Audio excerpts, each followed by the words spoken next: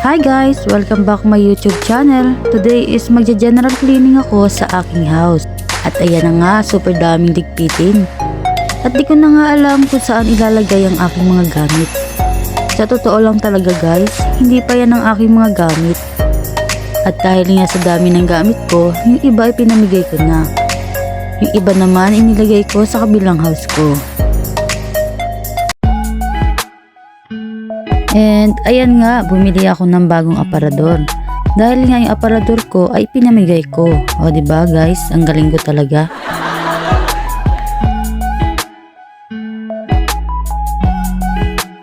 Ayan naman ang isang aparador.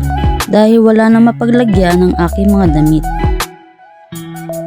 Ayan ang aking mga dress.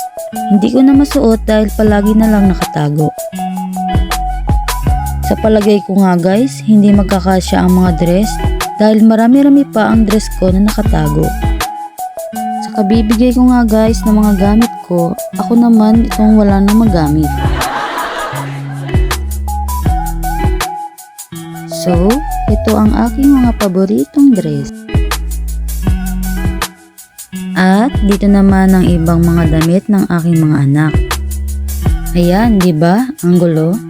Ganyan talaga sila, basta talaga makuha na ang gusto, wala nang pakialam. Siyempre, si mami, mama, nanay naman ang mag-aayos niyan.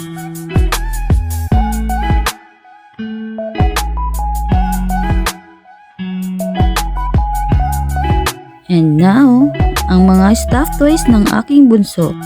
Sa ngayon, dyan muna ilalagay dahil lalabhan ko muna bago i-display.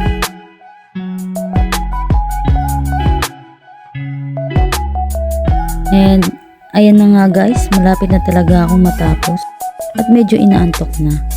Dahil mag 12 AM na pero kailangan talagang tapusin dahil bukas ay maglalaba ako.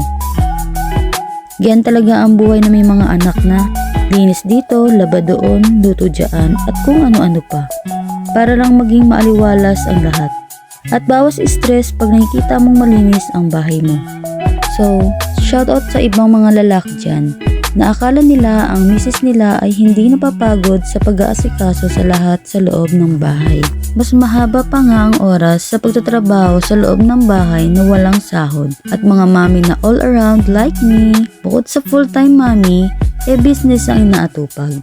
At ako na din ang namamalengke, nag-grocery, hatid sundo sa mga anak. Kung tutuusin, kulang ang buong araw ng mga mami sa pag-aasikaso sa pag-iintindi sa lahat.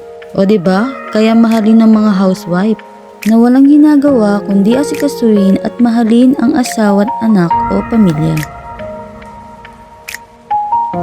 At heto na guys, natapos na ako at sobrang pagod at antok at masakit ang mga braso, likod at balakang. Katutulak ng aparador at payuko-yuko. Pero go lang dahil bukas ay kailangan mag-asikaso ng estudyante, luto at hatid sundo bago maglaba because tomorrow is Friday. After nga nilang mag-school, maglalaba na ako. So, hanggang dito na lang guys. Sana nagustuhan nyo ang aking video. Thank you for watching.